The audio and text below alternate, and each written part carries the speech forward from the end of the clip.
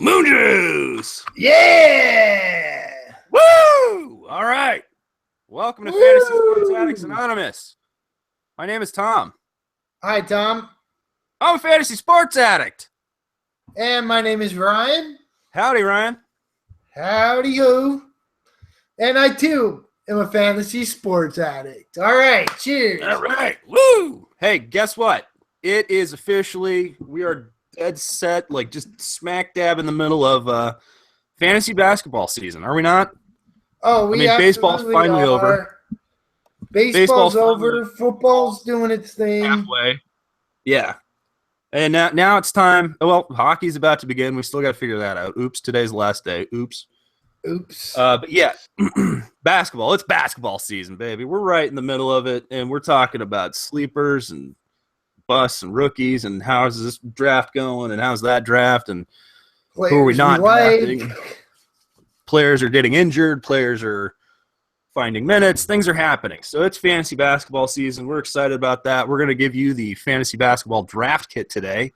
But first, we got shout-outs. Woo! All right, so Cyclops Vapors hooking up the juice for the chooching and the puffing. Absolutely. Thank you, Cyclops Vapors. If you need a nice, tasty selection for your e-cig or vaping needs, check out Cyclops Vapors. Also, I actually just put in an order tonight. I needed some new e-juice with nicotine, so I got my order in. I'm getting my fresh strawberry and fruit melon. No, the melon. The melon and strawberry. Okay, yeah, nice. Okay, so you actually now see. It's too bad you couldn't have gotten that one for free. But since you ordered, we'll remind them. We gave them a shout out, and maybe they'll just refund your money. I don't know. I don't know. Woo! Whatever. We'll still buy it anyways. It's that good.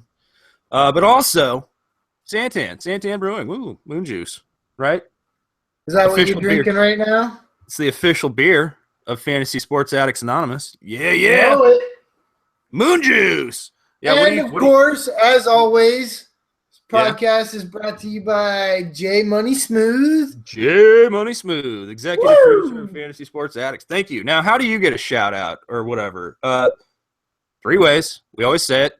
Buy a t-shirt on Amazon, looking for Fantasy Sports Addicts Anonymous. Leave us an iTunes review for the podcast. Please and thank you. And also, you can hit that donate button on YouTube. We also like that. And that's what J Money Smooth always does every time we do a podcast. And that's why he's the executive producer of everything we do here at Fantasy Sports Addicts Anonymous. Thank you, J Money Smooth. And speaking of news and J Money Smooth, I just sent him an invite for my home dynasty league. Basketball, yours is full. It is. The one manager to replace Angry Mets fan Joe, who we've talked about, who's no longer with us. No longer with us. I do have an opening. I have an open spot in my league. Is it Joe's team as well? Yeah. Well, I've already got JD and J Money and Mike Foucault in my league. My home league's a little different than yours. Yours was running a lot longer, and it was full of European people, and they're all pretty active for the most part, so nobody's really dropped off. No, this league has had a lot as we've gone. It's had very few little turnover throughout all the years. Well, but remember when I was co-commissioning, like anytime there was the need to replace somebody, I was the trigger man on that. Yeah, I was the trigger man. So we've kept that league very active. And so yours is full. Mine needs one more. Now, this is going to be like the Bachelor or the Bachelorette, You got a rose to hand out? Rose. I will probably even make an announcement, a video announcement, a special little video with a rose ceremony. Oh, so I don't know who it's going to be because I already got 3 really good addicts in there, but there's room for one more if you want to play Dynasty basketball. Now let's talk about the FSAA leagues because this, we're in the news section, the updates section. First of all, discipline. Let's get to the discipline section. So we're going to jump right into it. Yeah, this is the unpleasant part. Let's just get it out of the way. People have probably heard there's been a lot of Bronson-related trouble. As usual. Smashing and bashing. Just a quick backstory. We were in this experts mock auction, kind of a big deal. They pay, people pay them to showcase this draft software, and they wanted to put it on display, and everybody was supposed to be at the draft. And so Bronson missed the draft, and he's in there talking about yums and taking a shower and like comes and goes like at the end of the draft. And it was just slapstick comedy bullshit, terrible. And so this is his like fifth, sixth strike, as far as we're concerned in terms of fucking up, misrepresenting our brand, etc. That's another thing is Bronson represented FSAA. His name is FSAA Bronson. And if you see drafts, a lot of time, Tom or I will do either FSAA Ryan or Tom. But that's just so people know who we are, and that's who we are. That's our brand. I mean, especially if you're in an experts league, there's usually like Roto Kyle or Seth the Sportsman. They've all got their little handle, and so we use our handles. And like that, on my own Twitter, I'm FSAA Tom as well. Okay. So now I don't use my own Twitter very much. So we were like, what are we going to do with this kid that keeps fucking up? It's time to hand out some discipline. And I think we found out what it is. Okay. It kind of presented itself to us because we're addicts, not experts. And there's Everett, who's been around since the beginning, and I think he was actually around before even Bronson was. Now, he's not very active. He only does basketball. He's still a little bit of a pain in the ass as far as, like, sending us questions on Twitter and shit. You just called Everett a pain in the ass? I'm quoting you, Tom. Why are you quoting me? You're putting words in my mouth. I don't even remember saying that. Of course you don't, but trust me, you did. I'm quoting you. Okay, well, he does tweet us. He tweets us year-round about basketball. There's nothing wrong with that. He's a good guy. He's a great manager. I love Everett. I really do. Now, I may have said the words pain in the ass, but Everett, I do consider Everett a very good manager, and I like talking to Everett. He knows his basketball quite well. Exactly. So somehow we didn't put him in the Dynasty League, the FSAA Dynasty League. And so, Bronson, you're kicked the fuck out. Oh, my God. Bronson just got kicked out of the FSAA Dynasty draft. That's your slap on the wrist, buddy. We're not kicking you out of the home leagues, the baseball leagues, whatever. You're booted. You're still in the redraft and the auction roto league. But we don't want some slapstick motherfuckery in a first-year Dynasty auction draft. And so you're kicked out. You're put in timeout, Bronson. Just for that league, and like if we have to replace anybody, maybe you can come back next year. There's no threat of removing you from the home leagues in baseball or any of that yet, But you need a slap on the wrist so you can learn your shit. You got to stop pissing people off. We got people that don't want to be in our leagues, possibly, because they're annoyed with some of your shenanigans. And so no more shenanigans. Hopefully you learn your lesson. But along those lines, the FSAA Dynasty Draft or Dynasty League, right? Right, it's full. Which is auction. That's full. We're full in the head-to-head league, the FSAA 14-team head-to-head snake draft.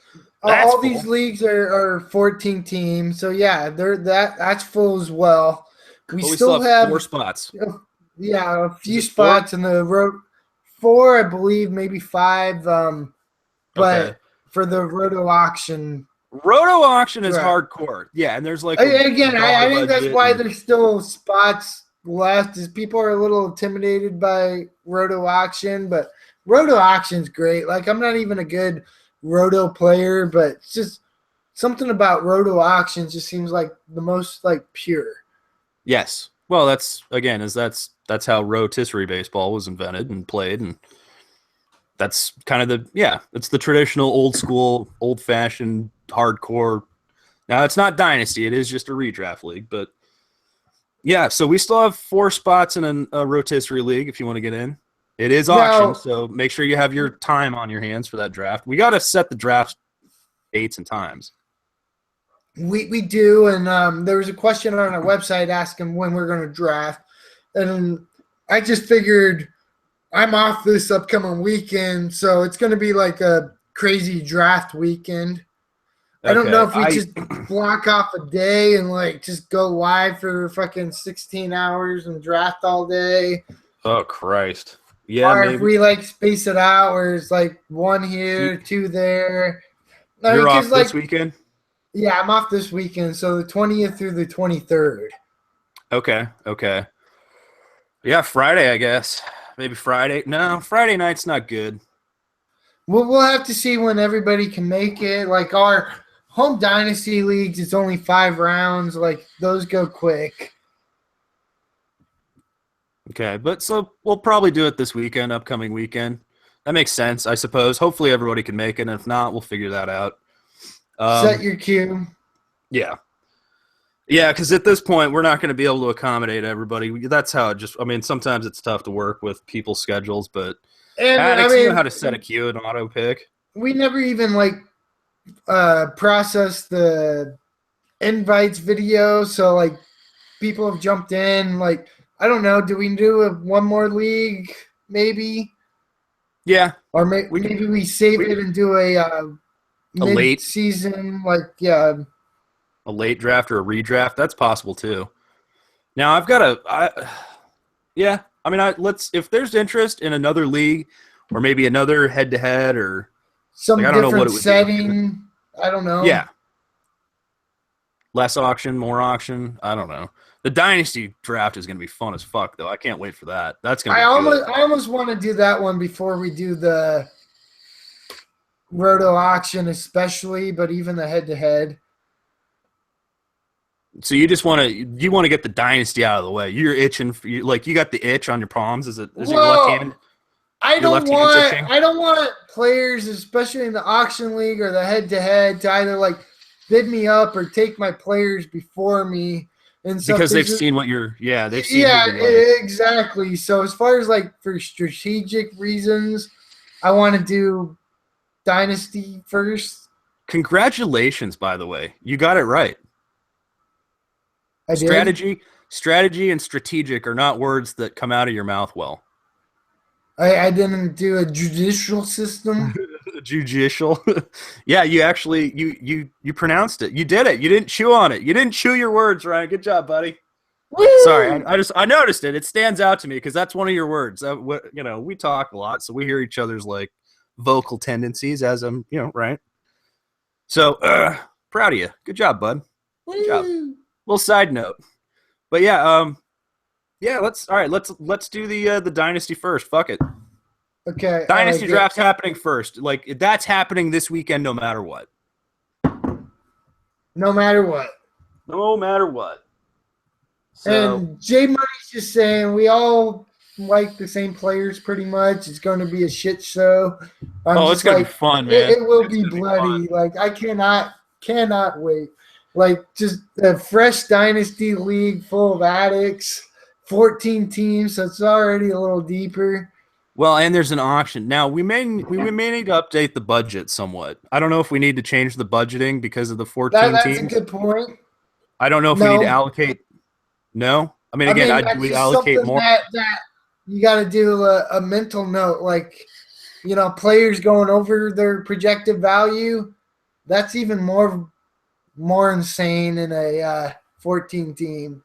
All right, how would you do that? What is the correct it would be number of more players. Money or less money? No, it'd be more money because there's more players taken. So instead of being like 240 players, it's like 268 players or whatever it would be. Okay. And so you do like all the players divided by the total value, like what the average value is. So right now you have 15 players and $260 draft budget. So you do 15 divided by 260, which would be I don't know. Let's just say $15. So you would add $30. Right now. Stop, stop with the math. Stop. My head's gonna explode. The fuck? How are you coming up with this math? No math. We don't do math here. There's no mathematical math. You're doing the mathematical math. Goddamn. Leave that for Bronson. No, it's pretty simple. It's just the average of players you have on your team. Like there's 15 players, a $260 budget. You got your average bid when the draft starts, which is like 15. Like you can click a button and it'll show you. So that's saying each player is worth about $15. So you just add what would be $30. So being a 260 draft, it'd be $290. Okay, I get it. All right. I didn't understand any of that. So okay. I don't know if I'm not enough caffeine or too much THC right now. Let's move on from the math though. But so we're not going to change the budget. We're just going to leave it what it is. Yeah, fuck it.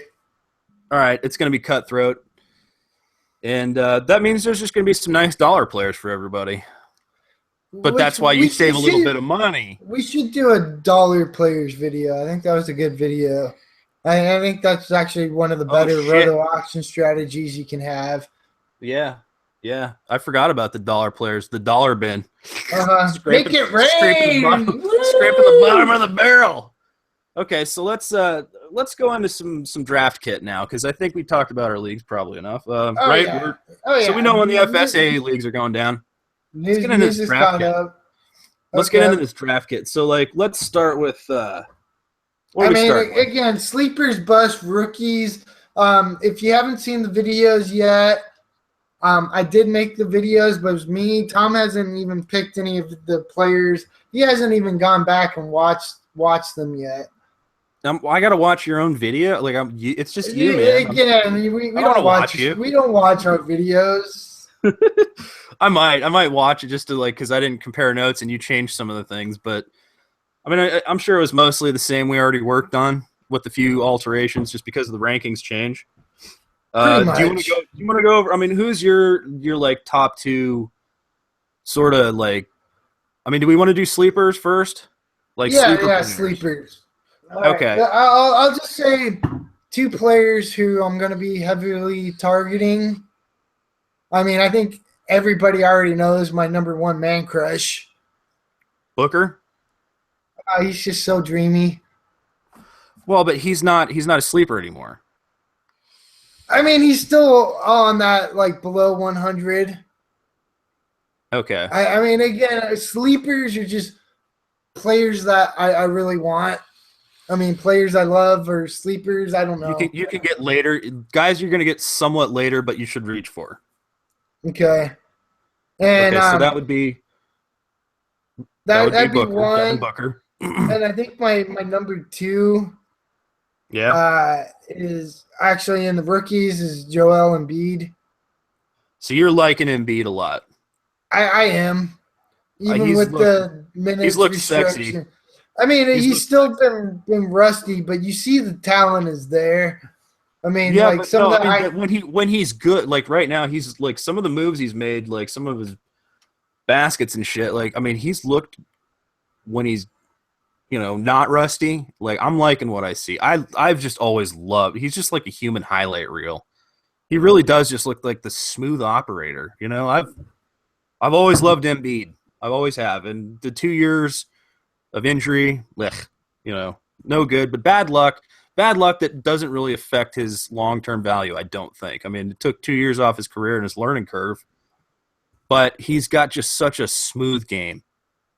I mean, as long as he stays healthy, I mean, he might be really good. Now, J Money just mentioned his lock sleeker pick is Russell. That's what I was going to say. All right, so I was going to go with – I was surprised you didn't kind of say I thought about Booker it with Russell, D'Angelo Russell. Well, but last Russell's going to be we big. did, I reached for Russell and Booker, and I still love that I took them. Okay.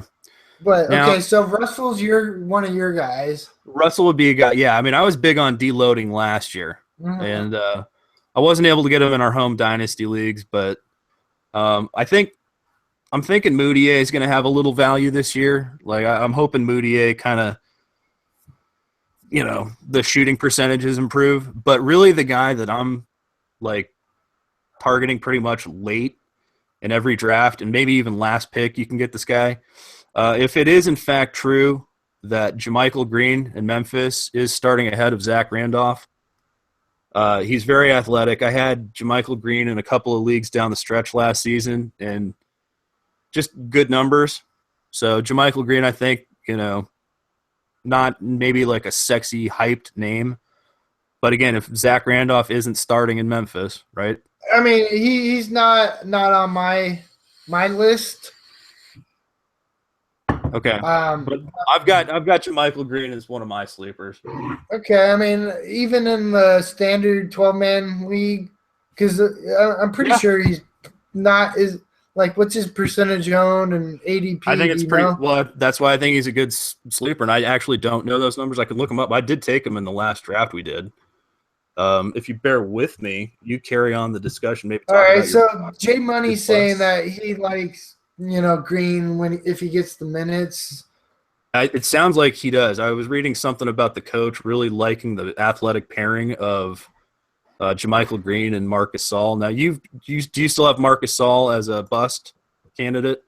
Yeah, he was on my my bust list. You don't. Yeah, my video I did Marc Gasol. Again, I'm actually more encouraged with his health coming back from his ankle shit than I was going out of last year. So he's not as big on my do not draft list if he gets there real late. Right. Okay, so percentage. All right, let me look at this here. All right, hang on, because that's percentage started. Let me look at percentage on it. Okay, so you're trying to find the. Yeah, I got to look at them. I got to find them on a different screen here because I can't sort that stat easily right now. Okay, so JaMychal Green's percentage owned is like 7%. Okay. So he's very so I mean that would qualify as a sleeper. He's ranked in the 260 range. So I mean, again, that's a very easy last pick. If you're doing just a standard 12-team head-to-head league or public league or whatever, absolutely love JaMychal Green there. Okay, I'll be putting him on my watch list. Okay. All right. Yeah, I mean, at worst he's watched, but I like him. Now, J Money also mentioned Tim Frazier. Yeah, but all right. So, Tim Frazier we were talking about this in the draft we did the other night. Tim Frazier is filling in for obviously Drew Holiday, and what it sounds like is the Drew Holiday situation has improved. Obviously, his wife's supposed to have the surgery fairly soon. They delivered a healthy baby, and everything was good in that department. And so there's talk that he maybe misses a month. Slightly less, slightly more, depending on how it goes. Right. But it's still a risk on the Drew Holiday. But in the interim, obviously Tim Frazier's starting, so it's almost like you draft both of them. I think, right? We were talking about that. You were like, "Why didn't you get Frazier?" Right, we did. I was telling you to take him, but I didn't want to use money on him. Essentially, when I feel like as a fill-in substitute. But it's a roll of the dice. He could very well be the guy that plays all year if something happens, God forbid, in Drew Holiday's world. Well, there's still going to be enough minutes because he can play the 2, and you got a rookie starting at the 2. I mean, so there's going to be minutes between the 1 and 2 and 6-man. Well, no, that's the other talk with. All right, when we're talking, let's go slide on over. Same sort of situation. Rookies, right? I got a couple I like. I've got rookies on my watch list this year. I don't think I'm going to be – I mean, I did draft Brandon Ingram.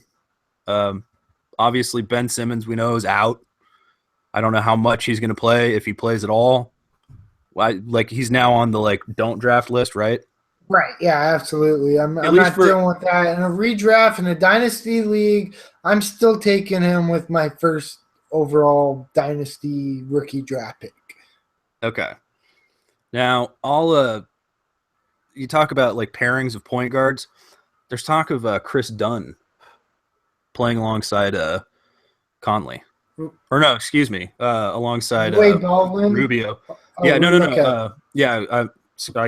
I got my team scrambled. Wrong rookie point guard team. It happens. No. Addicts, not experts.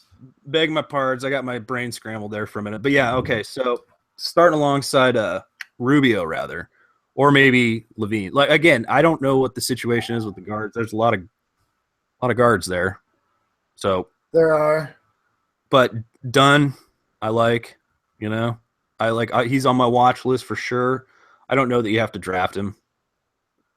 Ingram, he's probably got the most immediate upside, but we haven't talked about Sabonis.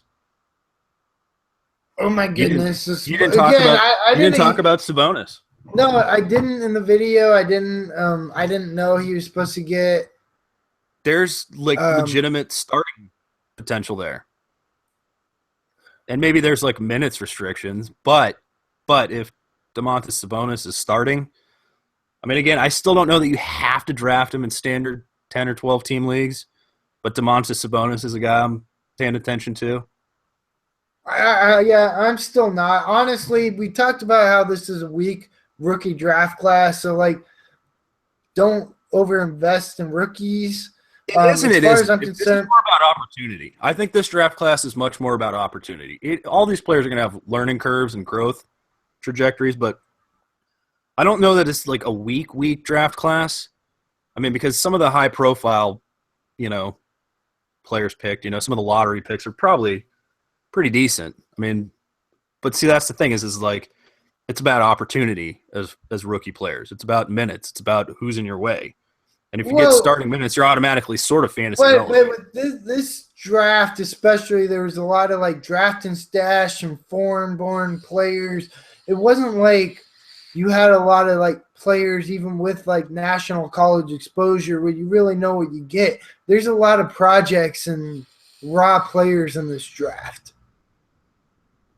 Speaking of raw players, like who are your raw players you like? I know you were all chips on the table for Ben Simmons until the broken. Yeah, so right? Unfortunately, in all the leagues where I drafted early, I got him a lot, except for in leagues where like Bronson was in, and like obviously way crazy early, like way before I'd even take him in a redraft league. Right. But he's one of your guys. No Ben Simmons. I still think the first two rookies off the board really should be Brandon Ingram, number one, by a decent amount. Buddy Hield. But the rookie who I'm targeting, who I already talked about, was Joel Embiid. Yeah, I guess that's funny. I don't think of – I mean, he is. Technically, this is his rookie season. I keep forgetting that. Because he's been around for 3 years. Yeah. Fuck. See, I never think to put Embiid in the rookie category. And the other rookie that I like is actually the same team, the Dario Saric. Okay, I was going to ask when you're asking like where your Saric needs were. Again, he's someone who I like a lot more since Ben Simmons went down. Well, obviously. Because playing time's going to be there. Right. Now, is Saric a draft player or a stash player or an ad? Like, are you watching him? I'm drafting him. I drafted him in the last draft we did. Okay. Yeah, which was an auction draft, I believe. Yeah, I've got Ingram and Embiid, so I got 2 rookies there, I guess. I have more rookies than I thought I did. Wow. Look at me. All these rookies. All right, so let's talk about – is that any other rookies you want to talk about? No, but – I didn't get him into the bus players. You glass right over the players I was talking about. I meant, yeah, all right, let's go back to the bust. I didn't mean to, like, totally – but I felt like we were going upside talk, so I wanted to stick with, like, sleepers and rookies. I'm just bringing it back.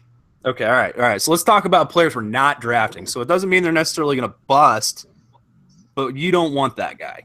You're not drafting him. Right, give me your top 3. All right, well, there's a lot of guys you don't like. Like I mentioned in my bus videos, just Golden State, their top 4 players are all in the top 30 with Curry and Durant being 1 and 2. And they're just going to be too good, and they're going to be sitting out in second half, some resting games. And there's only one goddamn basketball. Right. So they'll take a slight decline in value. So one of them will, you have to assume, right? Like, if you ask me, 1A and 1B is Westbrook and Harden. Yeah. I mean, Harden in the D'Antoni system and then Westbrook, like, Westbrook's just with going to the do chip well. on his shoulder. Yeah, No something to Durant. prove. Yeah. I mean, So there's them, and then I always just got to say they've been on my do not draft bust list hate for years and years. Just the big two. Carmelo and Brooke Lopez. Melo and Brooke Lopez. Yeah, I agree. But you know what? You know what's terrible and tragic? Got him in You the draft. drafted him. Yep. I did. But he paired well with the team I had going. So, all right. Here's the thing. I feel disgusted with myself for having drafted Melo. You should. But the percentages don't hurt me. Games played. I mean, I don't know how much time he's going to miss. It's just he's a known quantity. So where I was in that draft the other night, the snake we did, that was You're never going to justify it to me. I don't know how I justified it to myself, but he fits. He fits my Kyrie and Paul George combo to start the draft. I still say you should have taken my strategy and gone with the punting strategy with Paul George and Kyrie than taking Drummond and Jordan. But that's not the type of team I build. I know, but again, that would have been a fucking sick team. And I would have much rather had Drummond and Jordan over fucking Melo and Turner. Maybe. What the fuck are the pugs doing? I can hear them in the back. They're out back trying to prevent World War III. Oh, good. I think the garbage truck drove by. I was going to say, Jesus Christ. This Max jumping the fence, little tiny dog trying to jump an 8-foot block fence. Your dog does these like wall jumps like he's fucking Super Mario or some shit, like doing jumps off the blocks. Jumps. Yeah. Jesus Christ. That was loud. Okay, so Melo and Brooke, are those just constantly? They're just new. And I'm adding one more, just Bledsoe. Yeah, Bledsoe is a guy we never draft. Just the knees. I mean, jeez, Louise, his knees. Yeah, I mean, so I could do a fucking 300 leagues, and no, those three players wouldn't be on any of my teams. I mean, I don't know. For some reason, of all the players that we've always said were busts, Melo. I mean, you actually hate him, right? Like it's more about you hate him. It used to be. Now it's justified because of the supposed injury risk. Yes, and just age and. I'm fine with his. I'm fine with his age, and I feel like it's a known quantity. I mean, again, I picked up 20 points, 7 rebounds, 4 assists, steal a game, like with good percentages. I mean, whatever. You know, it's one of those things. I don't know. I felt comfortable stepping outside of my comfort zone, if that makes sense. You know what I'm saying? I mean, how many like Brooke? Let's be real. It's a Brooke Lopez. It's a public league on your side account. Yeah, public league on your side account. Like you don't give a shit. You were drunk. You were DUI. Drafting under the influence. Fuck you. I don't care. I'll draft Carmelo Anthony. Fuck yeah, I was drunk. Speaking of, I'm gonna do a league where I'm gonna draft an all bust team where I'm gonna take all the players that I just absolutely hate. So you can see if you're justified or not. Yeah, I'm just going to have fucking Dragic and Keith. Fucking, if Robert Horry was there, I'd draft him. Oh, God. Yeah, the all disgusting team. Yeah. All right, so fine. That was what I was going to say. All right, well, that was what I was going to say is, I mean, as much as we call, like, Brooke Lopez and Carmelo Anthony busts, like, dude, Brooke Lopez has been healthy for quite a while now, and, I mean, maybe you don't trust it still, but, like, dude, he doesn't – I mean, again, remember when Steph Curry was constantly twisting his ankle all the time? You know, there was years It's of like Steph Curry with sprained ankles. he hasn't been healthy enough for me to draft him. He's been healthy for like 3 or 4 seasons. All right, okay. Well, I'm bringing it up right now. I got Carmelo Anthony. Okay. 11, 12, 55 games, 12, 13, 67, 13, 14, he did 77, 14, 15, 40, and last year, 72. So, I mean, those aren't numbers that are making me too happy. I can live with the 72. But let's be honest. I mean, there's expectations now in New York. Don't you know they're a super team? Like Golden State is? Didn't you know that? Derrick Rose anointed them. Yeah, well, that's fucking. No, I know. I'm being facetious. I'm making a fucking. But yeah, so yeah. I mean, I feel like some of our busts are just so like we're so biased, and maybe absolutely we could be wrong. I mean, that's the point I was trying to make with our busts. I mean, we mostly our guys we're not drafting. We just don't like them. Just even generally, you know, it's mostly that. Yeah. I mean, that kind of goes into. Well, I was going to say that goes into our strategy and talk about the beginner strategy. But let's transition to that. Before we go in, first of all, let's real quickly talk about Miles Turner and Jokic. Nikola Jokic. So they're both real hyped, really highly ranked. I had Turner on my sleeper list. Well, originally he was on my sleepers list until Yahoo updated the rankings. Right. And then all of a sudden I think he was ranked 38th overall. So he's ranked 38th overall. You're buying for his like absolute ceiling. Like he hasn't shown enough to where there's no value at that point. Yeah. But you took him as well in the last draft we did, even though like we had a conversation about like what do we think about him at his rankings now? I'm hoping that he is maybe, you know, there's a little value, like he puts up top 25 stats. I could see that, but I don't necessarily believe it. I took him with my 4th pick, way higher than I wanted, but I was also looking at the other centers because, again, I needed front court at that point. And I was, you know, what other centers are around him in the draft? Well, there's Jonas Valanciunas. There's Nikola Jokic. And I'm trying to think who else. Somebody else. You still had your Drummond and Jordan. Yeah, they're still Drummond and Jordan, but I don't do the punting team. I don't do the punting free throw percentage. So that was the big, you know, and like JV was very tempting. But again, when we're talking injury risk, Jonas Valanciunas, I love him, but I don't know if I trust him injury wise. I like Miles Turner a lot. We all do. You know, I mean, I don't know. Again, this was a side account. You know, I was drunk. I didn't care. Whatever the rationale was. Right. You know what I mean? Like, so there's the Jokic. He's a top 25 ranked player, and we both have decided we're not touching him at all. Like we talked to him about it, like the Rudy Gobert this year. Yeah, like last year, we're like, no, we're not taking Gobert. Gobert's way too overranked. And a nice tempting player.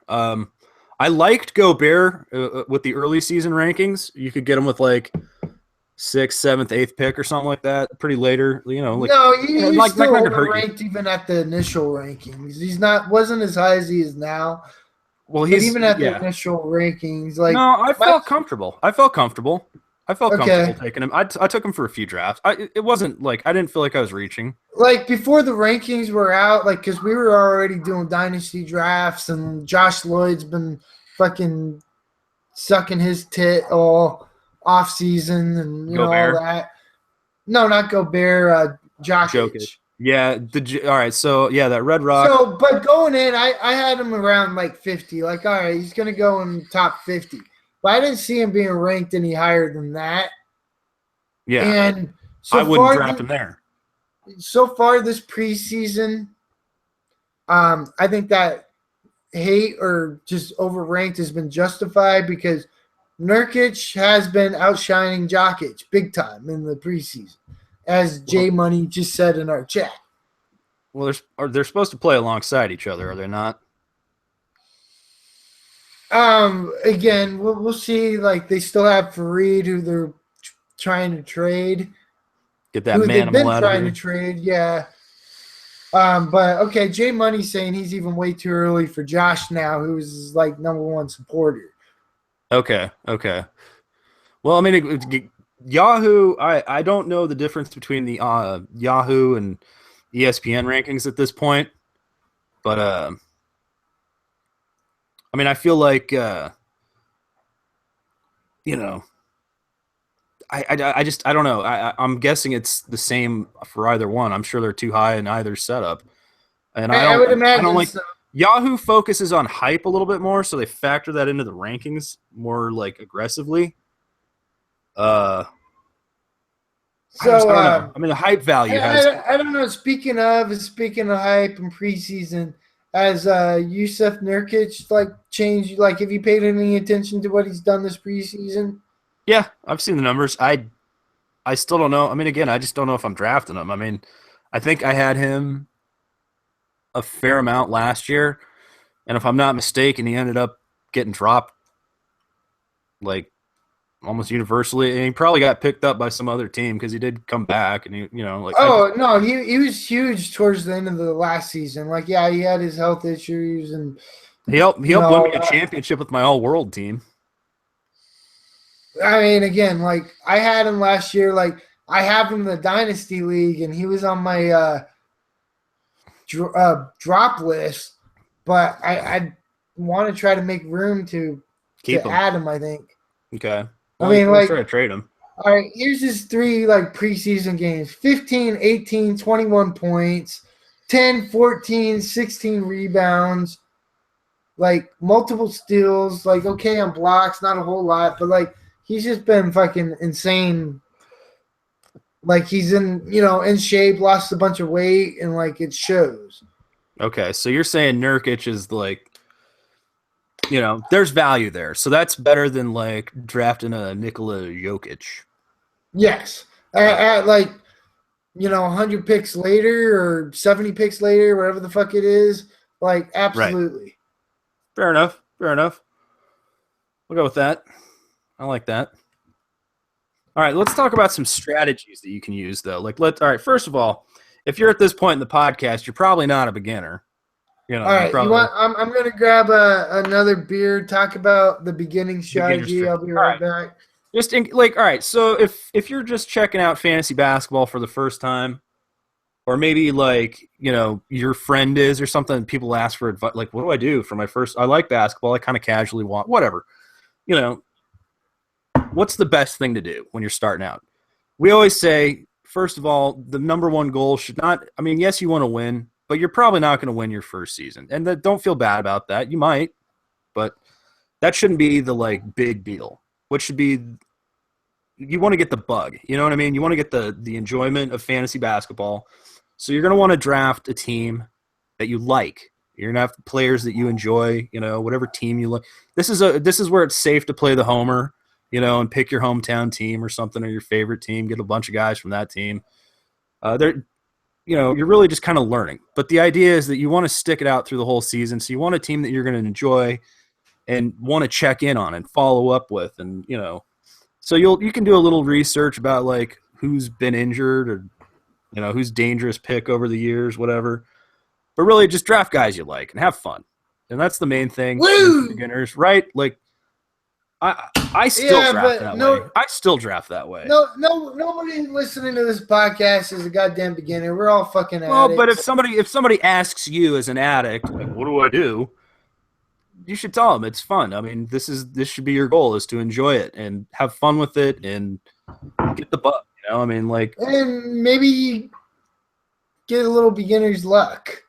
Yeah, right. I mean, it always that happens all the time. I mean, we got Andrew from Fantasy Aid in a football league where he's just tearing it up. He's like, oh shit, wow. Right? I mean, so again, it happens. He doesn't know what he's doing necessarily, but he's having fun and he's keeping up and doing his research. And now, granted, Andrew's little more like analytically inclined than probably your average new fantasy player. Beginner, yeah. Yeah. But just saying, you can still have a good year, and the idea is just to like want to come back next year if you're just a beginner. So that's our strategy. There's really no specifics. Just draft players you like. Have fun. Don't worry about it. And then just stay active. Like you see a guy on the waiver list, or you see some guy doing better than a bunch of players you got on your team. You might consider dropping them. Whatever. Make moves. Whatever. Right.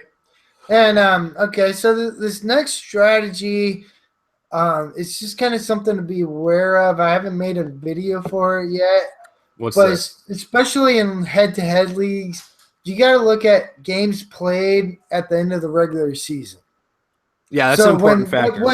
What's the fantasy, championship playoff weeks? Like usually that last week doesn't count, so it's like the last month of regular season basketball. That's your playoffs for the most part. Yeah. In most standard leagues, right? Now, other leagues, they'll move the dates back, so like you're not going to have to worry about players getting rested down the stretch or whatever. But so you can go look at the NBA schedule. We'll actually post this on the website, fantasysportsaddicts.com. You can search on Google, for like, what is it, end of season fantasy basketball playoff rounds. You can search for stuff like that, find the schedule, like, say like we're talking about championship round, the Clippers play 2 games that week, and then like the Lakers play 4 or 5. Four games. And so Okay, that's so that just means, an example of like, okay, Chris Paul, first round pick, plays 2 games for you, and what is going to determine whether you get gold or silver, which is in a lot of leagues, that's whether or not you make money or not. And then you got, D'Angelo Russell, who's going 60, 70 picks later if you reach for him, who plays 4 games. And so I'd much rather take 4 games from D'Angelo over 2 games with Chris Paul. In a head-to-head league, absolutely. I mean, that's the thing, is because it's head-to-head, honestly, like any strategy you're playing at that point really does just become more about like bulk counting stats and, quantity over quality. Quantity over quality. I mean, but let's be real. 2 5s don't equal a 10. It's not something to like crazily base your strategy around. But if you're just kind of deciding between a couple players, it's something that's worth having in the back of your mind. Especially as you progress throughout the season, you could always consider like, okay, all right, so I know what the playoff schedule's looking like. I look like I'm a playoff team. I can go out there at the trade deadline. Who am I going to add?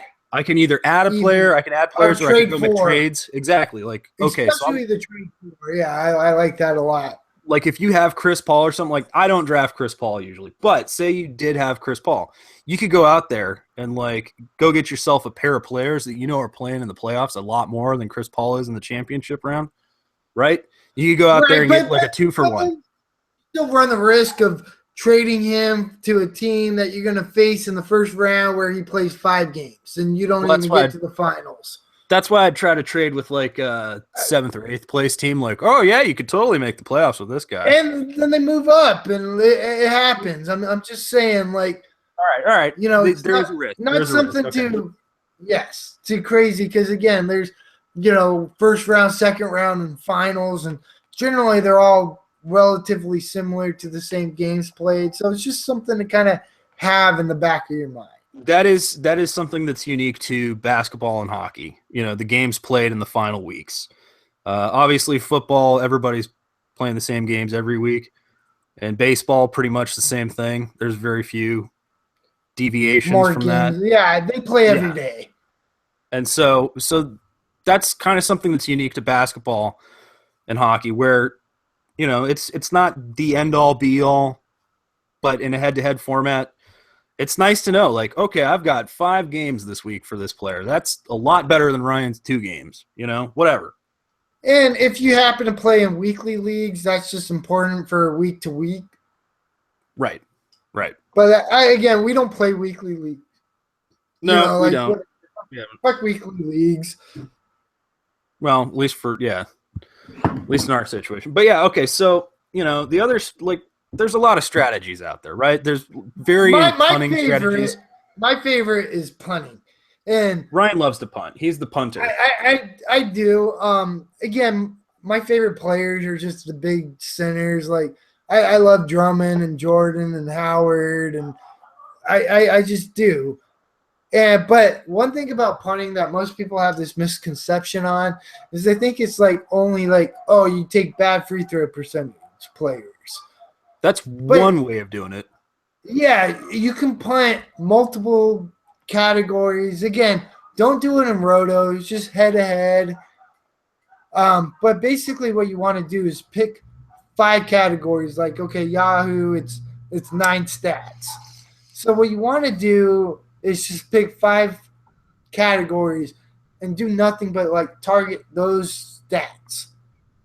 And basically slam them. So like you could do assists, turnovers, like it doesn't matter. Like basically you're just not going after like really bad at certain ones. You're just ignoring 3 or 4 different stats and just focusing on certain stat categories. So as an example, well, I was going to say as an example, if you want to go back and look at the Basketball Monster auction draft that we did, I was cursing Kyle and Josh all up and down because it was an auction draft. I'm like, why are these guys not spending their money? But see, what I guess, I mean, again, I don't do research. I don't pay for website. But I guess Basketball Monster's got some real nice software. If you're into the punting thing, like Ryan is, you can calculate player values and rankings based on which stats you like to punt. And so you could actually play with it and do different strategies. And what it does is it reassigns rankings and player values for you. So instead of us, like when we do a punting thing, we kind of just go off the values in our head, or like we just go off of how the draft's going. How I'll talk about that again later. But really, like, so there is a mathematical formula. So like, say you're punting, free throw percentage, and maybe I don't know. What else do you punt when you do your free throw percentage teams? Because I don't do that normally. Well, it depends. Like either I stack up on point guards and go for assists, but usually if you go to assists, you're going to lose turnovers. Or instead you get 3-point shooters, and usually they have less turnovers because they're just catch and shoot. So ideally, my punting team, I do field goal percentage, rebounds, steals, blocks, and either assists, turnovers, or 3-pointers. Okay, so those are the stats you play. Yes. Right. Okay. Now for me, all right, like I don't like punting. I really don't. I try not, like, if anything, if there's one category I end up punting, it's probably turnovers, at least on Yahoo. I know there's no turnovers on ESPN for the most part, unless you add it in a custom league.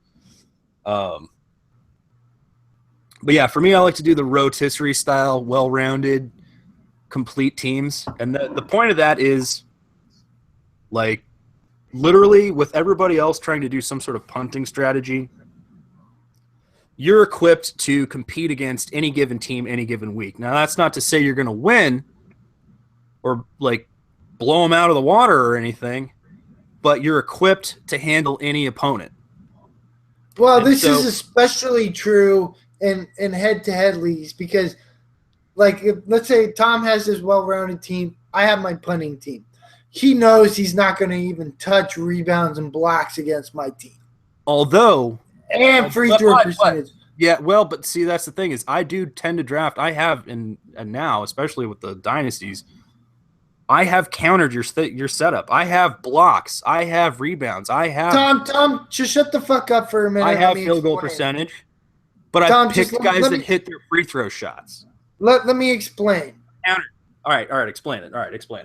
All right, so I'm already giving you multiple categories, like depending on the way my team is built. And let's say like my 5th category, my weakest punting strategy, let's say that's 3-pointers. Okay. Like I only have a few 3-pointers, aren't nearly as hard as or as strong as they would be. But that was my 5th stat category I was targeting for. You got a well-rounded team, maybe like it'll be close. You just like, okay, well, I'm not going to get rebounds and blocks. So this center that I have that is basically only a rebounds and blocks guy, but he doesn't give me enough to compete. I'm going to drop him and pick up this shooting guard that gets me threes. And I'm going to just go for his weakness. And like, okay, this motherfucker, he's vulnerable at 3-pointers. So I'm going to get all my ads and my streams, they're going to be 3-pointers to make sure that I get this certain category. Okay. Yes. Okay, so you're talking about the flexibility of your punting. You're changing it up based on your opponent. No, I'm talking about the flexibility with your roto team because you're well-rounded. So depending on what stats I'm punting, you can be like, oh, well, I can just shift my team a little bit and go after these categories to beat you. Right. That's true. Yeah, with your bench. Yeah, absolutely. So there's, okay, I didn't know. Yeah, I was confused about what we were Sorry, I may not explain it. Well, that's because I was trying to get into it, and then you cut me off, and then you were still thinking about what you were talking about when that wasn't where I was going. Right. I suppose so. Hopefully that made sense to everybody. We didn't lose you. Same thing with my mathematical math. That's all right. It's all right. But yes, there is a flexibility to, my particular strategy. And I do like that. I just, again, I tend to do that in rotisserie leagues. I tend to carry that same sort of thing around. And you know what it is? It's because when we started playing fantasy basketball, we targeted the same players frequently. And so, like, it was usually just us, like, not ripping each other off. No, but, you taking the players that I liked. Or you taking the players I liked.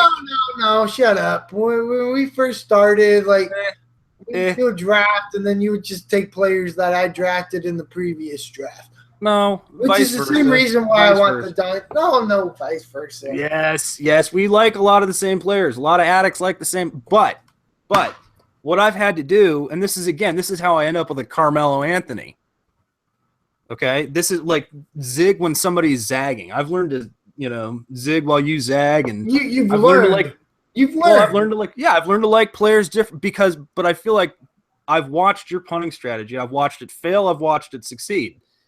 And I just sort of came to this conclusion that the well-rounded situation, it's worked well for me. And maybe it's not for everybody.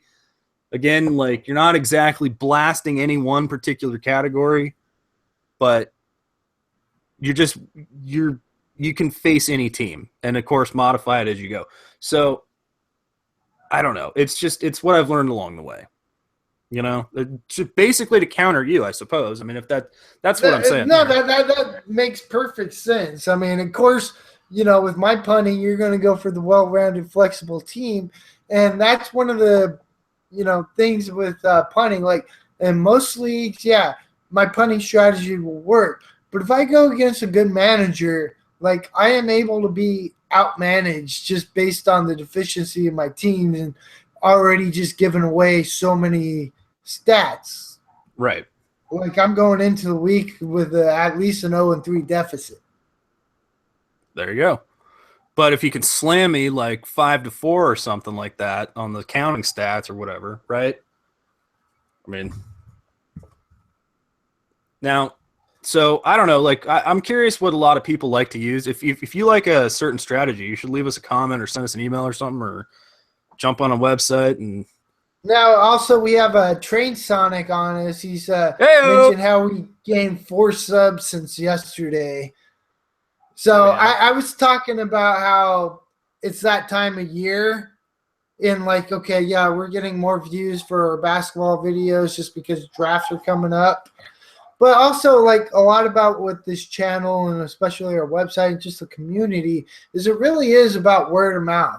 So if you're listening to this, like, tell your other managers in your league. If there's another, like, really good manager you're just in some random public league with, like, be like, hey, I want to play against you again. Like, you beat me. Let me get my revenge. Like, come to this website, sign up, and, like, let's get in a fucking baseball league or whatever. That's the whole point. That's building a community of people who like to play, good I mean, managers, because people that are really, we're competitive. just sick and fucking tired of joining these shitty ass public leagues where, half of them aren't there, and it's just fucking a walk in the cake. A walk in the cake. Yeah, How many times have you walked in cake? you know what I mean. A walk in the cake. A cakewalk A piece of cake mixed with a walk in the park. I and a like to cakewalk. combine them. I like to combine them to make it a cakewalk. Okay, so it's a walk in the cake though. That might need to be a new shirt or something. That's definitely up there with fucked out the window, I think. And baby hands. And baby hands. Yeah, walk in the cake with baby hands. Oh my god, that should be like a series. We should do a little video series, a walk in the cake with baby hands. And we get you we can digitally make your hands small or something. That'd be funny as fuck, dude. Or we can just CGI some baby hands onto you. Anyways, Sonic, thanks for pimping the channel where you can. We really do appreciate it. And honestly, word of mouth is going to be the way that this channel grows. Well, I mean, again, it's not even just the channel. It's not about our YouTube views per se. Even it's if we get this website rocking and rolling, and we got tons of people that there's people setting up leagues and joining leagues that we can't even be a part of because we've got so many other teams and whatever, and right, but there are addicts, fantasy sports addicts on our website launching their own leagues, doing other side leagues. People are posting leagues and talking about leagues. If you can get any one of these addicts in your league just got exponentially better. That much better. And honestly, you just have to go on the website and type in the word draft, and there's 8 people they instinctively show up. I don't even know how that works. They didn't even see it, but all of a sudden, 8 people show up on the website, and they're sniffing around, sniffing around. What do you say? Draft? Did I hear the word draft? Woo! Right? Draft. Oh yeah, absolutely. Somebody say draft? Yeah. No, I mean that's how it works. I mean that's the whole idea. It's really coming along. It's nice, and we appreciate all the support and cheerleading. Thank you. Now, one other strategy we didn't talk about. Auction? What if you're doing an auction? Oh. Auction is its own motherfucking beast. All right, I want to say this. If you've never done an auction draft of any kind, you have to as soon as possible. All right, dude, I was so pissed off.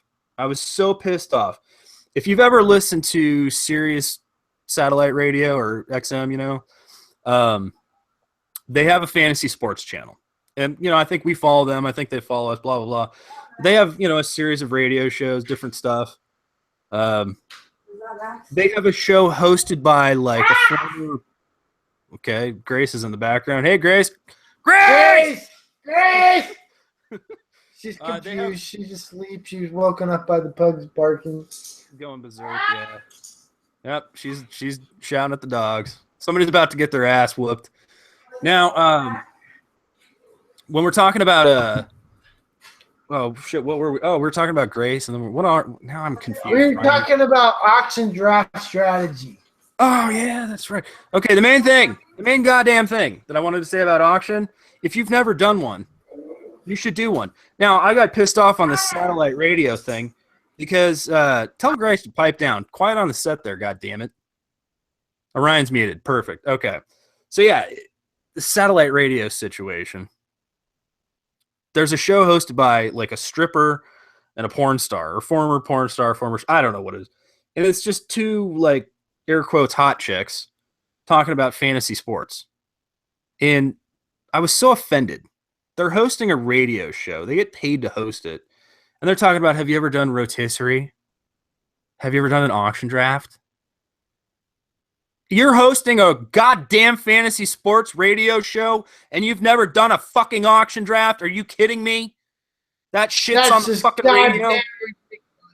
That shit's on fucking radio, but we aren't. God fucking damn. And then I tore the radio out of the car and threw it out the window.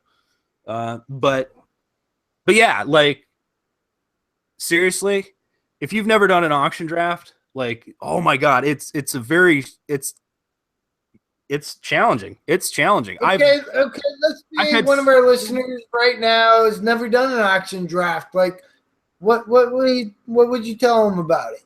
Well, all right. I want to tell you this. First of all, you're never going to feel comfortable. You're never going to come out of an auction draft like, yay! Like, I have never gotten everything I wanted, or I've gotten stuck with something. But see, that's the thing. In an auction draft, if you know what you're doing, you can seriously fuck up and recorrect as you go. Like, it's just the way you spend your money. You can overspend, you can underspend. But historically, of all the leagues I win the most, it seems to be auction leagues. And I don't know why that is. And I've had so many different auction situations where it's like, oh my God, I overspent too early. Or, oh my God, I underspent. I want to see the stats on that one, Tom. It doesn't necessarily specify, like in my player profile. It doesn't say this was an auction draft. Well, if you go back and look at the leagues you won, and you can go back and look at the draft. All right. Well, we'll have to look at it. I mean, I don't. That's a lot of work, but it is. But I'm curious. I win a lot of auction leagues. I win a lot of auction leagues, especially like just when we do one or if we do like public ones. I've had a good history with auction, and I usually end up like I don't have a set auction situation or a set auction strategy. I kind of like with any situation. This is what I wanted to talk about. I roll with the draft. I'm not calculated. So like with that basketball monster software where we were in that mock auction the other night, right? I'm cussing Josh and Kyle, like, why aren't they fucking spending their money? And here I am getting like Klay Thompson $20 under value or whatever. Like, I roll with the draft. And you can do that in auction. You can overspend. Like you get in a bidding war where you're like spending money, like against your friend. Like, Ryan really likes Andre Drummond. And you're like bidding him up, I'm gonna that's why this dynasty auction is going to be a goddamn bloodbath. So you bid him up, right? Wait. Oh yeah, you especially you. And then I say fuck you, and I let you get your hand caught in the cookie jar. That's called getting caught in the cookie jar. But especially Tom, just because I know he's bidding me up, and I know he doesn't want the certain player because he doesn't. But I don't always do that. See, that's the thing is I'm kind of wild card. I don't always do that, dude. I kind of fucking switch it up on you. I'm just saying. I don't always. I'm just saying. Well, I don't always. Fucking always bid me up. Game. Yeah, I know that's a warning. Don't bid me up. Yeah, right. Yeah. Whatever. But yes, honestly, auction is it's fun. I mean, it really is a pure form of drafting. I mean, everybody has a fair chance. So this is what you should know if you've never done an auction. Everybody has the same chance as anybody of getting any player there is, okay? Obviously. Because you have a set budget and you can bid however much you want on any player until you run out of money or your money gets limited, right? Right. But you bid on who you want. Everybody has a shot at that star player. Like, oh my God, Karl Anthony Towns, We all want Karl Anthony Towns. If you happen to have a favorite player that you think is dreamy, you have a huge man crush on, and you're just going to keep bidding, you just buy him. Or somebody might fuck with you and bid him way up. Fuck you! Don't do that. Yeah, do bid that up. Bid players up. I will say that. Bid players up. Now, all right, so the number one thing I would say, it doesn't matter how you do it. Just spend your money. You don't want money left over at the end of the draft. No. I mean, be comfortable with dollar players. I have no problem waiting for the non-snake dollar player scenario. Even if I'm, like, fucked out the window money-wise, I'll still do that. I'll do stars and scrubs. That's called stars and scrubs when you, like, basically buy, like, a couple of first-round picks. Yeah, and maybe some, like, threes or something like that, like so a bunch of first and third round players. So you spend all your money then, and you're just getting like $8 players. Shoot your wad early, which is a strategy. But I don't like to do that just because it's boring as fuck. You spend all your goddamn money, and you got to sit back for like 2 hours before you have any money to bid on another player. Like you might as well fucking go to the movies and come back. Yeah, fair enough. I mean, that really does slow down the draft for you. Oh, God, beg my pardon, bingers. Woo-hoo. Yes. If you spend all your money early, say you're like, you have a $200 budget and you buy a guy for $70, a guy for $60, and a guy for $50 or something, right? Like right there. That's $180. You're left with $20 left to fill up 12 players. Right. Which my math is on point, right? Well, you can do that, but you might, go take a nap, make lunch, because you're not going to be able to bid for, again, 2 hours. But it's an option. So, like, either way, though, I mean, if you do that, you're spending your money. There's nothing wrong with that. That's fine. Well, see, I agree with what Jay Money is saying right now. Usually I like saving my money for middle-level players and sleepers. Stretch it, yeah. So, I mean, you stretch your budget. Especially in a head-to-head league where, I got my punt players that are ranked quite a bit lower. Anyways. Yeah. And I can just, like, get a ridiculous team for fucking head-to-head punt team in auction leagues. Instead of dropping $70, you're dropping like 30, maybe. I mean, 40, I can get Drummond 25. And Jordan. I can get Drummond and Jordan for less than $50 for the both of them. I doubt it.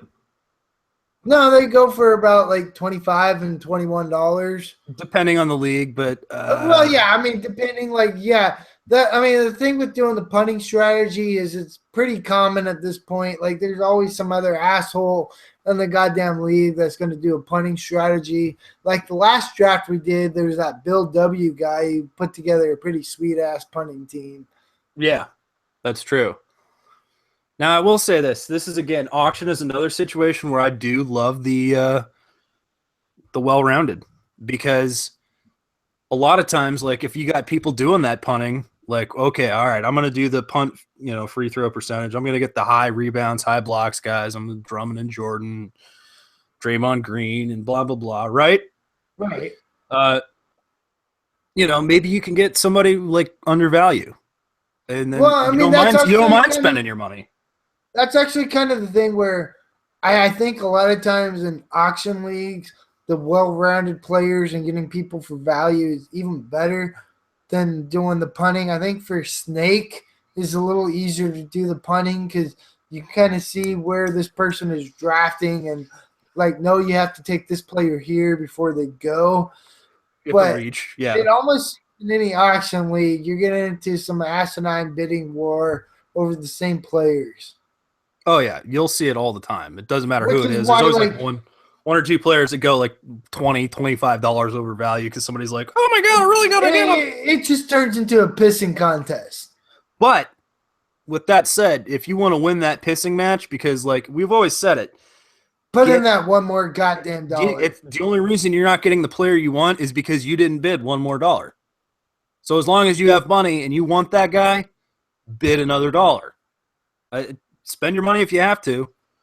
I mean, and I don't know. I'm comfortable. I have won stars and scrubs, and I've won the, like, mid-level bunch of twos and threes. You win with any of these strategies. Mike is asking if does it make sense to not even take a top player at value and try to take advantage of players later. And that's one of those goes the draft goes. Like in the mock auction draft you did, you weren't planning on taking Clay, you weren't planning on taking Jimmy Butler, but you just saw you just saw there was value. They were going under their projected drafts, and it's like, well, fuck it, I'll put in $1. Yeah, my first five players all went below value, and I was comfortable with all the first five players I took. Yeah, I didn't have money to spend later because I did spend heavily initially, but again, I got good players for way below value, and it shaped my team. I have a very much 3-and-D based team, and like I'm comfortable with that. I'm okay with that. I like that. I like my team. I was comfortable with that strategy. I liked your team in that league. Josh didn't like it. I don't think Kyle liked it. I didn't like their teams though either. And the difference was, again, I didn't realize they had software going in this auction draft, but like, so their player values were assigned in a different fashion than like I'm just going off of like, yes, I'm going off of standard Yahoo, but like, even just generally thinking about, like, I put it back into the perspective of you can still treat an auction draft like a head-to-head draft, okay? You can still treat it like a snake. Like, okay, if I pick like a top 3 player, if I'm paying 70, 75 bucks for like a Harden or a Westbrook or something, or Karl Anthony Towns, you right? wait and get like a top 25 player for your second player. Yeah, get like a 25 to 30 ranked player. Like, I mean, you just look at the values and so do the math, stretch it out, pretend like it's a snake draft, okay? So I drafted first overall. I'd be picking again here and here. You know what I mean? Right. So and honestly, like, I really math. do believe that is honestly the best strategy. Is So treat it like a snake. Go through like, okay, round 1, I like this player, and this player. Round 2, I like this player and this player. Round 3, and you go that way. And so you got like 2 or 3 players in each round that you like. And the dollar values will kind of work themselves out. Like, even if you like a top 1 and a top 2, you might like a couple later, 3rd and 4th round players where like it's just going to kind of naturally work itself out. Right. So if you overspend, like maybe you did get 2 first-round players, you can like now be more conservative and consider like, okay, so I got to get like maybe a 3 and a 4 here, or maybe 2 4s just based on the money. Yeah, you so skip around. You just kind of like mentally. Yeah, especially in light of that like 4th and 5th round. There's a lot of players I like later than the players that you draft there. So I find myself reaching anyways when I get into those like middle rounds. Yeah. So, I mean, again, just keep that in mind. I think that's really like the safest suggestion. I really do too. I mean, honestly, just like think about it. Like, okay, so this was my 1st round pick. This was where I would normally have my 2nd round pick. And then just sort of like spend your money based on that. And you haven't spent any money and like the top 3 round of players are gone, you're fucked. You fucked up. Yeah, you need like, I mean, again, honestly, like that was the problem I had with like Kyle and Josh. If you don't have like a top 40 player on your team, you done dicked. I feel like that's very much the case. I mean, again, like my top 5 players are all better than the first player Josh and Kyle have.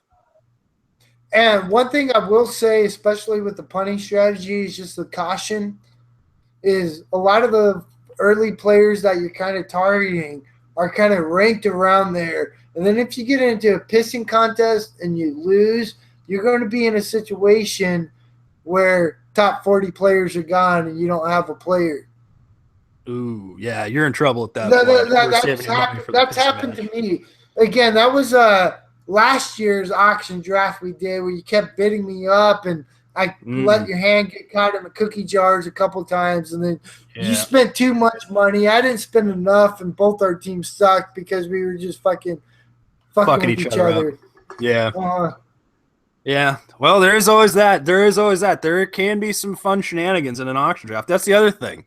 I mean, you can fuck with people. The caution is you get caught in the cookie jar if you overbid a player you don't even really want.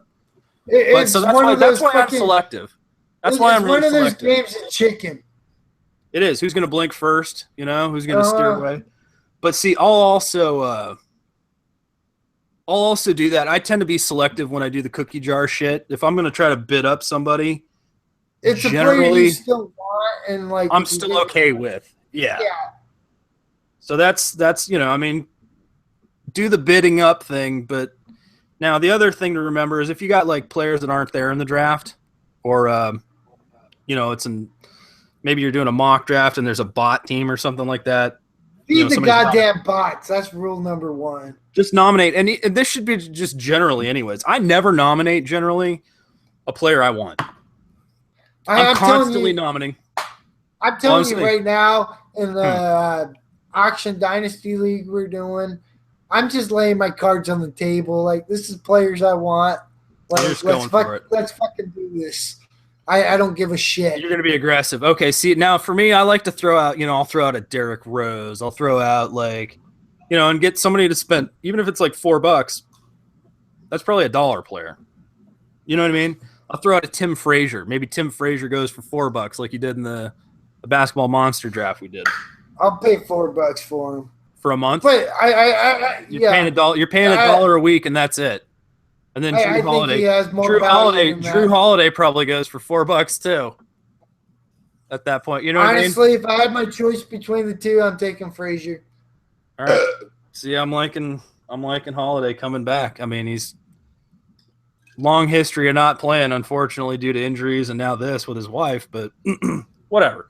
That's all. See, Mike is saying normally he'll nominate players that he doesn't want unless it's late, which is true for 90% of the drafts. If you're in some shitty Yahoo public auction draft, like, yeah, don't nominate the players that you want. But if you're in a league full of addicts, like, I'm sorry, the line's already drawn in the sand. Like, there's no getting sneaky sneaks and peeky peeks. Like, it's just fucking rock out with your cocks out. Yeah. Like, I miss sneaky peeks and peeky peeks, and again, that's just not going to happen in a really competitive league full of addicts. Like, you're not going to sneak like a Miles Turner late before the rankings updated. Like, everybody still wants the same players. And for Miles Turner was probably going at that value. Like, he was probably going that high in our leagues already. Yeah, he was. And that's what I'm saying is I'd rather just nominate the players I want than try to be sneaky and save my money and then hope to get these players late. And then I get in a pissing contest where I don't got them. And then I got money because there's other players I let pass because I wanted this guy. So, no, I'm just like, I want this guy, double fucking middle fingers up, like, wow. So you're just gonna go in fucking guns blazing in this auction draft, then? Well, I'm excited for that. That's just the way to do it. I'm excited for that. Again, whatever. I'm saying my strategy. Again, you can try to bid me up, but I'm still gonna have an ace up my sleeves and like plan A and plan B. So just be concerned. You have an A, B, and C strategy. You're just, you're just gonna rock and roll. I can't wait to see this. This is gonna be a good draft. I almost want to do it now. Somebody say draft. Don't even say it. Did somebody say draft? No, I gotta work tonight. I gotta be up in like fucking 6 hours. I know. You should probably like take a quick nap and call out of work, and then we can draft tonight. I can't. No. But I got the next 2 nights off, and I guarantee you tomorrow night. Yeah. Are we drafting tomorrow night? I don't know. I want to do an auction league. I got that auction draft sickness. Goddamn auction sickness. I want to do one now, though. I don't have time to do one now. I do. If anybody wants to auction draft, no, not tonight. They're all talking about drafting tonight. I got to work. I can't do it tonight. But I got the next 2 days off. I'll do an auction draft tonight. Of course. Okay. Tom will. You guys have more leagues than I do. Like, J Money's going for a fucking world record. I guess I'm on side account now. I mean, I got a side account now. Jesus, goddamn it. I kept trying to say I'm not going to do side account. Ooh. I still got my winners league, though, on both accounts. So. Oh, man, I forgot about our goddamn winners league. We got so many drafts we got to do in the next fucking 2 weeks or however long we have until the season starts. It's like 10 days. No, it's a little bit more than that. Barely 2 weeks. Okay, yeah, that's what I thought. But yeah, I got $100 dollar money league that I've been in for a while. The draft on Sunday. We got our 3 FSAA leagues. There's possibly a 4th. I got 2 winners leagues, so I'm already looking at 7 leagues just right off the top of the bat, without even talking about any random like. I got the itch and the sickness and need to get into a fucking auction draft right now. I do. I want to do one very soon. Hey, Ryan, I'm just noticing this. In the draft we did the other night, 772. Okay. I guess it was just you and me. Was it just you and me? Yeah. Somebody dropped Gortat. Really? Just dropped Gortat and Zeller for no reason. Okay, well, I mean, Zeller I could see. Gortat's an immediate ad. You got a higher waiver priority than I do. Yeah, I've got waiver number 2, so I've obviously got to claim it. I put Drew Holiday on the bench, but see that I needed front court, and lo and behold, this is why you're active. You'll be competitive. Again, that's just lo and behold, that's just public league shenanigans. Stupidity from stupid managers. You know what you should do immediately after this draft is a hockey league. Ooh, or after this podcast. JD was just saying he did a hockey league. Obviously, you're not gonna, who wants to do hockey? You're not going to be able to fill it up. I'll join, but I won't draft. I mean, if just you just auto draft a bot team. Yeah, should I make a league or should we do like a public league or something? I don't know. I gotta go to bed. Well, we'll jump in a public league. Let's find a public league. Rice wants to draft hockey, so you got at least JD and Rice. Is it Rice or Rees? Got Rice, bitch. I don't care. I'm saying Rice. Okay. Wow, you're getting forceful with it. How many beers have you had? Not enough. Me either. All right, let's pause for a beer break. Well, honestly, the whole "Got Rice, Bitch" was this hardcore song I used to listen to in the late '90s. I can't even remember the band name right now. Oh, okay. I didn't know. Jay Money's got 4 side accounts. He's calling us fucking amateurs. Holy shit! I cannot do that many leagues. I just don't like. All right, dude. I want to say this. When I go to check my teams on Fantrax, I get angry. I do too. I fucking hate Fantrax. Fuck Fantrax. The players and the way to add players, like Fantrax drafting is fucking tits. Oh yeah, like, the draft app's great. Everything else fucking blows donkey balls. I'm sorry. I really did want to like it.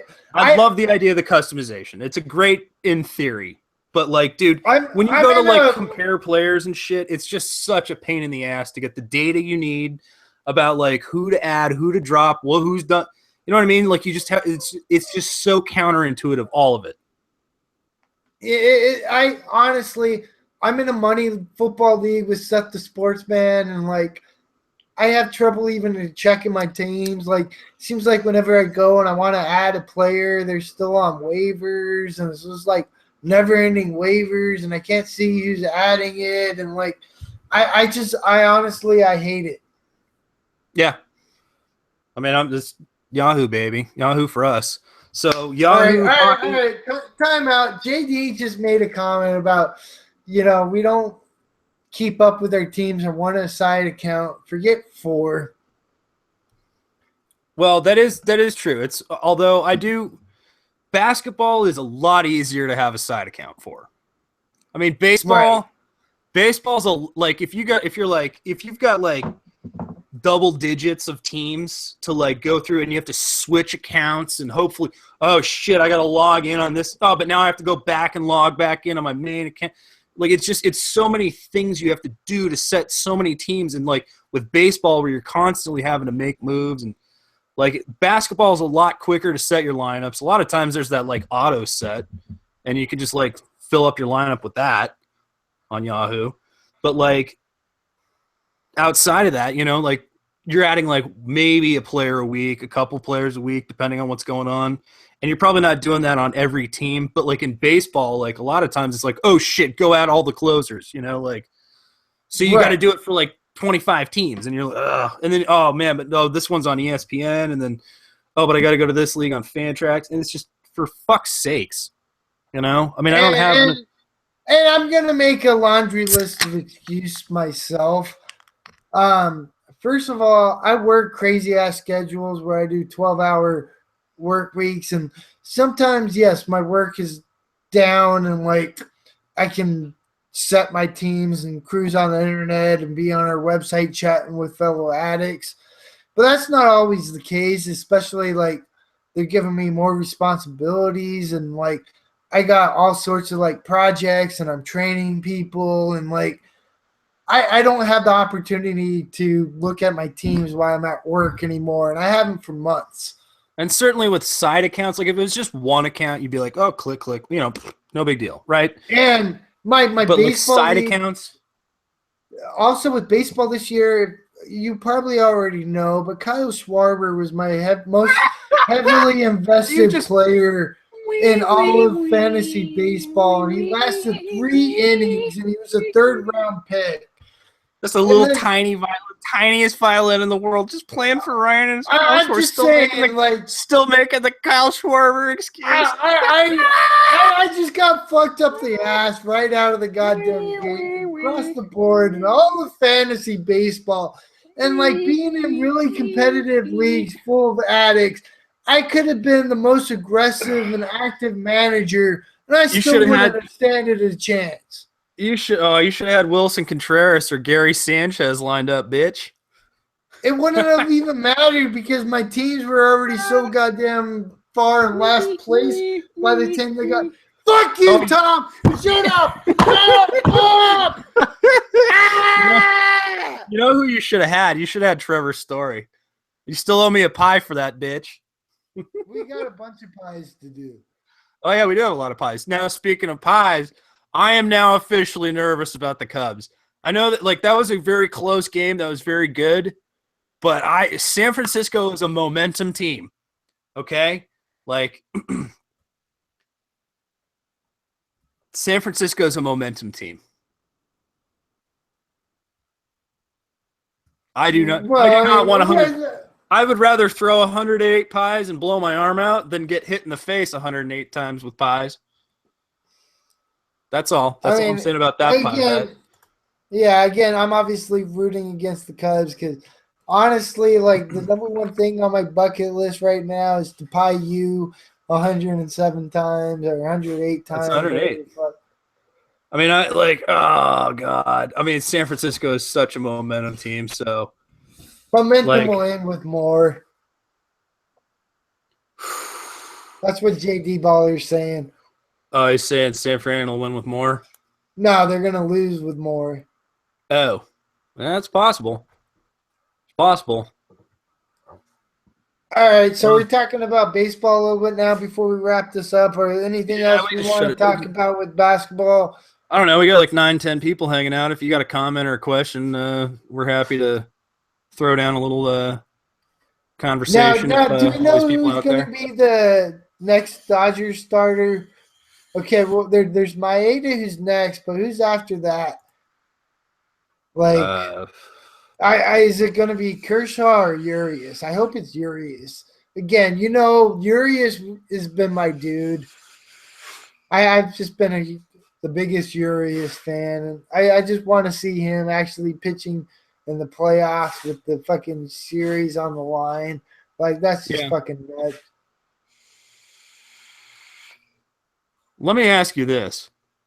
Are you surprised? I'm certainly surprised. Are you surprised with the Red Sox getting swept out? Yes and no, just because there are a lot of question marks with Cleveland starting pitching going into it and into the year and all that. But, I mean, yeah, I'll say yes. I mean, I didn't see any team holding that offense to what they did where Ortiz and Petroria didn't do shit. Okay. Oh, shit, dude. God damn it. All right, I want to just pause for a second. We like World Baseball Classic. We're not even getting World Baseball Classic here this year or next year. No. It's always here. They're doing Mexico, Petco, somewhere in Marlins Park and Dodger Stadiums for the finals. I hated it when it was at Dodger Stadium. I mean, the crowd was good, but I didn't like the fact that it was at Dodger Stadium. Petco was a better one. San Francisco was a better one. Hell, I even prefer. One sec, Tom. I'll be right back. What's going on here? Yeah, if you haven't checked out World Baseball Classic, you should. That's pretty sweet. But I guess since Ryan's gone, I'm going to go to the YouTube hangout, and I just want to check the chat, see what you guys are all saying. We're happy to, again, hang out and chat for a minute. Ooh, bear with me, finding it. right now, and we may edit this out of the actual iTunes podcast. But okay, so we got a prediction here of Blue Jays versus Cubs. I could see that. It's not a bad series. I mean, I think the one about, I don't know, the Sox Cubs matchup would have been like absolutely the dream matchup for baseball. I think Yeah, that would have been like absolutely. the highest rated. That would be like as highly rated as like the Super Bowl. You know what I mean? In terms of viewership, that'd be nuts. But Jays Cubs would probably have good ratings too. I don't know. I mean, Cleveland, yeah. But I mean, again, Cleveland's definitely got a chance in the American League. all right, now what can you picture Cleveland as a city, like with 2 championships on the line in the same year? Yeah, with the Like Cavs somehow and the Indians. and if they somehow won 2 championships, I mean that place would just come apart. They'd be like, "What's happening?" And then the entire city would burn to the ground. You know what I mean? That's like, right? What do they call it? The mistake by the lake or whatever. I don't know. Okay, well it's a cursed city. I'm sure you've watched the 30 for 30 and all I that. actually did not. What? You didn't see the 30 for 30 about Cleveland and the championship where they updated it when they won? Yeah. It was like 2 weeks later. Man. I know what you're talking about, but I didn't watch it. Man. You didn't see that? Well, that's a shame. Okay, so JD's saying Kershaw versus Ross. Okay. So that makes sense. I mean, again, right series on the line at that point. Sorry, J Money and JD. I'm sorry your Cubs are not your Cubs, but your Red Sox are busted out. I know Reverend Nate Dogg and James, Cubby Noel. James. They're all hanging on his seat. Oh, they're probably on the edge of their seats right now. Like, of course, Weird Uncle Tris is like in Washington. Yeah. I think I see Washington over LA. I don't know. I think so. Yeah, I do too. But I mean, that'll be a hell of a matchup. The National League matchup will be good. I don't know how I feel about like Cleveland and like Toronto, but right. Sorry, we were addicts. We started talking about basketball and then we ended up talking about baseball. Yeah, JD makes a good point. Can't help ourselves. Yeah, well, JD made a good point here. It's disappointing for David Ortiz, Big Papi. Just to get swept out. And, like, I was listening to the sports radio on the way home from work this morning. And, like, yeah, I watched the game, but he had 2 chances in that game to tie it. Yeah. And he didn't. Like, he still had a walk and a sac fly. But, I mean, it would have been nice if he could have hit a 3-run home run to tie the game up. And right, continue the awesome season. I mean, that has to be, though. I mean, it sucks that shit went down the way it did, but, like, goddamn, what a great like final season. I mean, especially from a fantasy perspective, even if like you had him in a dynasty league, you paid for him in a trade for a dynasty league, but I did. I was happy. Again, he brought me a championship in your league. I traded for him with Bronson, and he helped me win the championship in your league. I wouldn't have won it without him. Right. So there that is, and right. What a hell of a final year. I mean, that's one of the all-time final, like, going out on top. It's just weird. Like, I almost wonder, like, how does he not have that bitter taste in his mouth now? Like, yeah, but we were so close, if I just hang in here somehow, like, look at how good he's got his rings. I know he's got his rings, but even still, like, how do you not want more rings? I mean, unless he says he hurts and he's done and he's tired. But, like, I still don't know how you're, like, just as a competitor, especially when you were that good, even if you felt like shit. 162 games, even for DH with the traveling and all that. Well, That's a lot. he could do the Roger Clemens thing. You know, come in around the trade deadline or the fucking All-Star break. You know? Like, again, especially if they're that close. I mean, I'm sorry, like, I don't know. I would if I were, I mean, think about what, like, I mean, I don't know how bad David Ortiz feels physically or how old he feels physically. He could be one of those guys who's older than his listed age. I don't know. But you think about it, like, I mean, think about, like, Mickey Mantle. That guy was, like, completely, like, literally physically disabled, essentially. Yeah. You know what I mean? And that guy played, like, he didn't have the benefit of possibly modern medicine and or AKA steroids, but you know what I mean? Like, that guy just drank. He just drank himself stupid and played baseball until his, like, literally until he was, like, almost dead. Is that why he's And, my like, favorite player? probably. But I mean, again, think about it. Like, I don't care how much, like, if I was a competitor, like, Ty Cobb played for like 45 years or some shit. I don't know if I feel like if I was a really good baseball player and that was my air quotes final season, I'd be like, well, I've still got this, man. How do I walk out now? I've heard. You know, if you did, if David Ortiz had another season left in him, he would go out there. He's done. He knows it. He I gave it understand that, all. but it He wasn't. let It it wasn't off. like Kobe's final season. He had a great season. I know that, but I don't think I could do that. I would still be like, how do I walk away? Like, we were so close this year. We're, you know, a few moves and we're even closer next year, especially if they're like, oh yeah, come back around, you know, All-Star break, you know, play half they don't need him a full season, you know? I mean, like, that's the thing is it's like, all right, so what do you think happens next year? Do they move Pedroia to like DH and Moncada more? No, Moncada will go to third. Shaw goes to DH or first? Where's Shaw? Normally first? Shaw's first, third. He'll be first. I know. So who's DHing then? Hanley. Yeah, because then they can do the Benintendi, and I wonder what happens with Swihart. Yeah, I know they got swept in the first round, not that close, but that's still like you're in the playoffs. You know what I'm saying? Again, he's got his ring. He's not chasing anything. He's had his career. But just, I don't know. I mean, like, No, Tom. He's not going to go through it. I know he's not going to, but I'm just saying I couldn't stop. I literally would I would die on the field. If I was good at something like that. If David Ortiz played 1 or 2 more years, he probably would die on the field.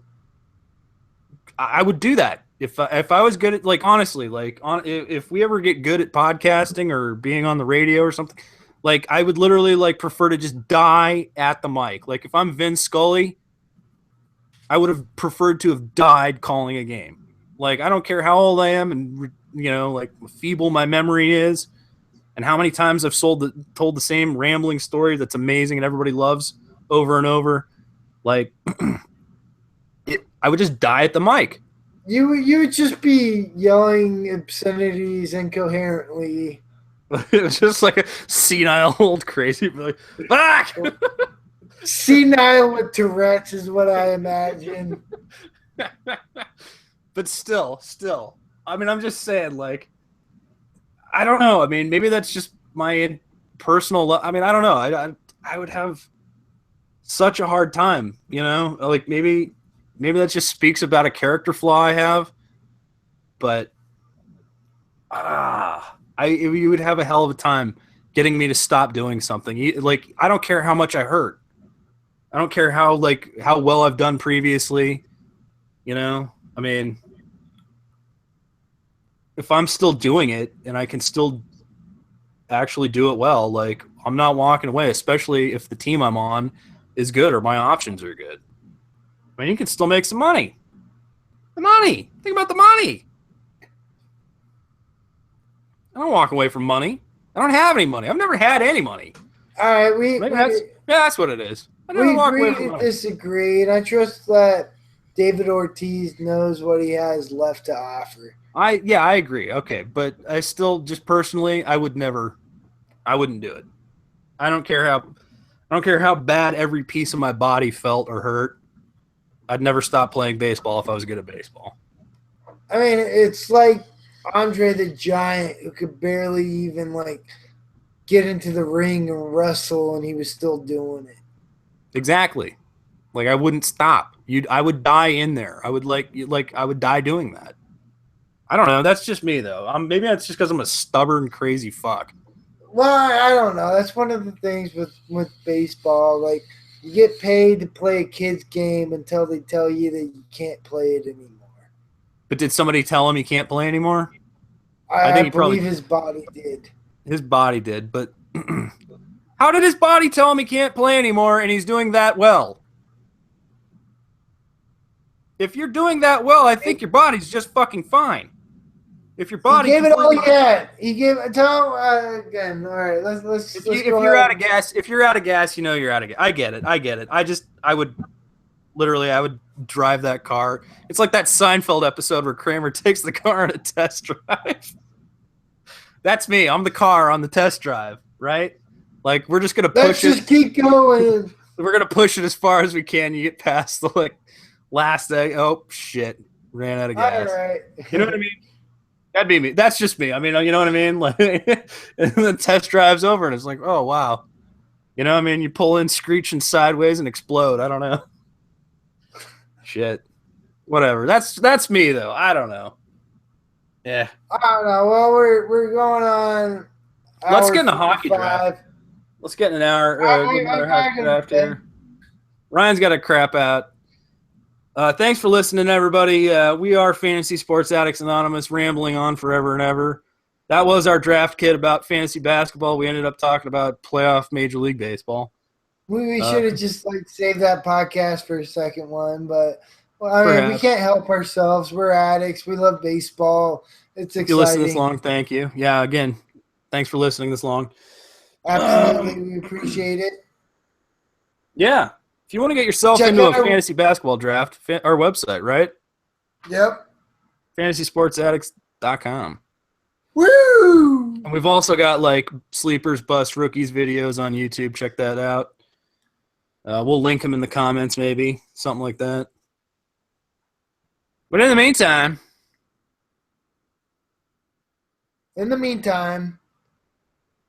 You're supposed to do the Serenity Prayer. Oh, you were supposed to start yelling, Fantasy God! Fantasy God! Please grant me the serenity to set my ideal lineups. Oh, yeah. And the courage to add drop aggressively. And the wisdom, as always, to make good trades. Amen. Woo! Motherfucking man. Woo! All right, there we go. So if you want to get yourself in a draft or you want to participate in a fantasy hockey draft or do any other crazy shit, FantasySportsAddicts.com. You can always hit us up on Twitter at letter F, letter S, the word double, letter A, at FSAA. Woo! FSAA on Twitter. And all these people that are listening and bailing on the podcast as we end it, fuck you for not listening to the prayer. That's like sitting down during the national anthem. Fuck you. Right? I'm just going to say it out loud. The prayer is sacred. The prayer is fucking sacred. You don't quit the podcast and the broadcast before we finish the fucking prayer. Sonic, thank you for sticking around. Amen, brothers and sisters. There we go. We got a true believer here with Sonic. Yeah. Woo! All right. We'll see you guys next time. Thanks for hanging out. And we're probably going to have a couple of drafts coming up this week. We're going to hit this hard. Let's do it. Hockey coming up soon. You got to do that today. Yep, and we're going to do an auction draft. We're going to do some auction basketball, Ryan. Sorry you can't be part of it. I know, it's a shame. All right, well, you get some sleep, and I'll see you in hell!